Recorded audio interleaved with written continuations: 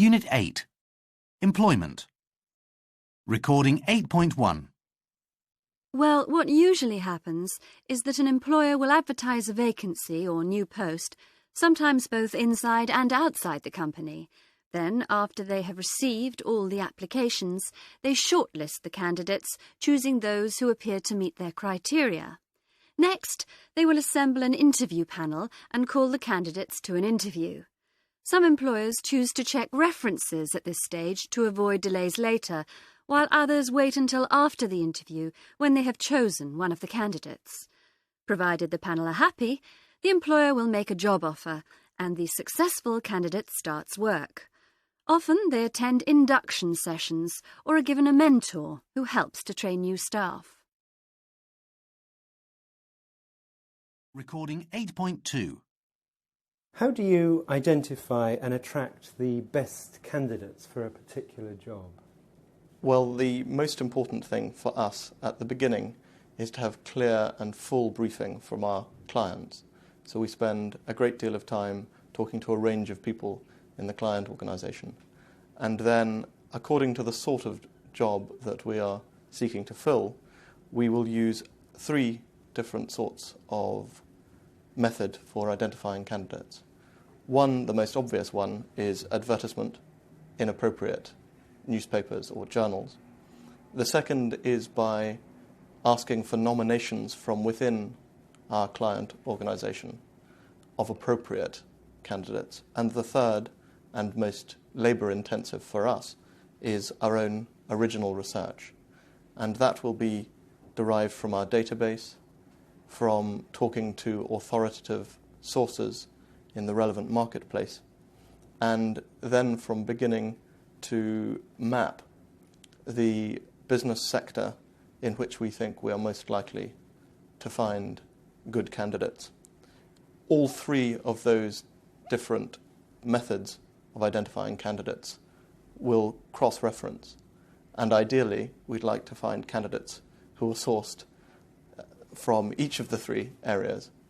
And sometimes, when we're very fortunate, we will find an individual who comes referred from each of the 3 approaches. In respect of our own research, it's always very valuable for us to be able to speak at the beginning of a search to experts in a given sector, perhaps people from the media, commentators, sometimes academics who have wide networks of their own that are independent from any single client organisation, but span a broad cross-section of companies and organisations. And on those occasions, frequently those people will have access to, may have met, rising stars in a given sector, and can offer us an autonomous and independent view of the skills and abilities of some of those people. And furthermore, they may frequently have ideas on the interests and likely level of availability of people, so that when we make an approach to someone who we haven't spoken to before, we do it in an informed way. Recording 8.3. What advice would you give to someone planning an ambitious business career? I think there isn't one single pattern for success in a business career, but there are 1 or 2 things that are apparent and common themes in the careers of a lot of successful people. One of those is an honest understanding of the individual's own strengths and weaknesses, and that allows them, I think, both to plan the sort of organisations in which they will work and in which they're likely to succeed, but also, very importantly, allows them to react rapidly but appropriately to opportunities that are unplanned that present themselves. And I do think that's something that distinguishes really successful people from those who are average in their professions. I do think one of the other characteristics that is apparent amongst very successful business leaders is a curiosity that even 30 years in the same sort of business doesn't dilute or indeed destroy.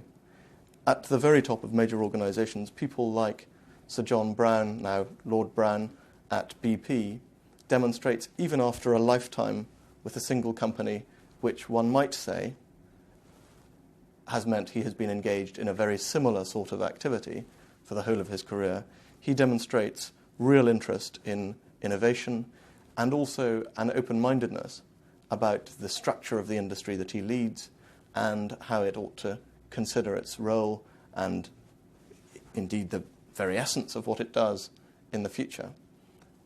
That ability to remain interested in the core essence of one's business is, I think, something that distinguishes the successful. Many of the rest of us, lesser mortals, get bored very easily or lose the ability to spot the interest and to sustain motivation and momentum on the strength of it.